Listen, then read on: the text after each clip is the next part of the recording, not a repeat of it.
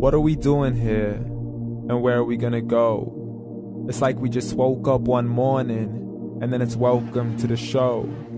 Don't ask any questions, just go with the flow. Make as much money as you can, and try your best not to get broke. Copy everything you see on the TV, from the hairstyles to the clothes, and don't think too often, just do exactly as you're told. And if you ever get confused, then just turn towards the alcohol. You'll still hear your thoughts, then just turn up the radio as you learn to live a lifestyle of drugs, sex, and rock and roll. But in all honesty, I just need to know, is there more to the cycle than growing and getting old? Living and dying just to leave behind a happy home and a whole lot of property that somebody else is going to own. I just really need to know before the casket's closed, 'cause I'm not willing to gamble with my soul, nor am I ready to take any chances. These are just simple life questions, and I'm just searching for some answers. Like, what are we doing here? And what is our purpose? How did we get here, and who made us so perfect? And what happens once we go, or is this world all really worth it? Questions we don't answer because apparently we don't really have to. There's no purpose to this life and our existence is merely natural. Then in that case, please let me ask you, did you create yourself, or was it somebody else who had fashioned you? 'Cause you're a being that's impeccable, faultless and unparalleled. You're a product of supreme intelligence, and I'm merely being rational. For there isn't a camera on this earth that can come close to the human eye, nor a computer that can compete alongside the human mind. And if the whole world was to come together, we wouldn't be able to create a single fly. So many signs, yet we still deny. As science tries to justify that all this could come from none, when it's a simple sum. 0 plus 0 plus 0 cannot possibly ever give you 1. So from where did all this order come? For everything has its origins, a maker, a creator of its own. I mean, the only reason you're watching this video is because somebody had to press upload. So we can believe in the Big Bang, but I'd rather believe in He who caused it to explode. Allah, the creator of everything along with every single soul. The ever-living, the master, the only one who is in control. Unlike his creation, beyond our imagination. And no, he's not a man, nor does he have any partners in association. He's on his own. And no, he did not ever leave us alone. Just like every manufacturer, he left us with an instruction manual.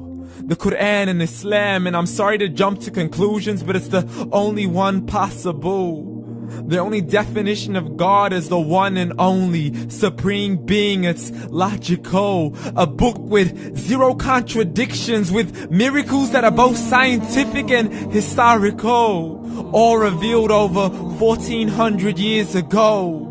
Like the detailed description of the human embryo. The descriptions of the human embryo in the Quran cannot be based on scientific knowledge in the 7th century. To the mountains as pegs holding firm the earth below, and the 2 seas that don't mix in a complete separate flow. To the planets in orbit, alternating night and day as they stay in flow. The expansion of the universe and the creation of everything from H2O. To the stories of the past and the preservation of Pharaoh. To identifying the lowest point in the land where Persia defeated Rome. The gushing fluid that created man in the glands between the ribs and the backbone. And not a word has changed, it's still the same. So please explain how all this was known over 1400 years ago. To a man who couldn't read or write, as he would recite whatever the angels spoke. And if you still don't believe, please try to come up with something that's even close. But you can't, so we took God as a mockery and his messengers as a joke. Muhammad could not read or write. How's somebody who can't read or write gonna start a religion? Dismiss his scriptures as legends and tales of the ancient folk, as we live life according to our whims, desires, and hopes. saying this life is the only home we will ever know. We will live then die, then simply turn to bones. YOLO! Correction, after the grass dies, the rain arrives and it regrows, and Allah promises to do the same thing to your very soul and bring you back from your very fingertips to your toes, as the all-seeing supreme being watches us so close, and we are surely being tested in our wealth, our health, and our self, and everything that we've been blessed with. So believe, for we will surely be resurrected and be brought back to our Lord and account for every single deed, as He hands us our books and orders us to read.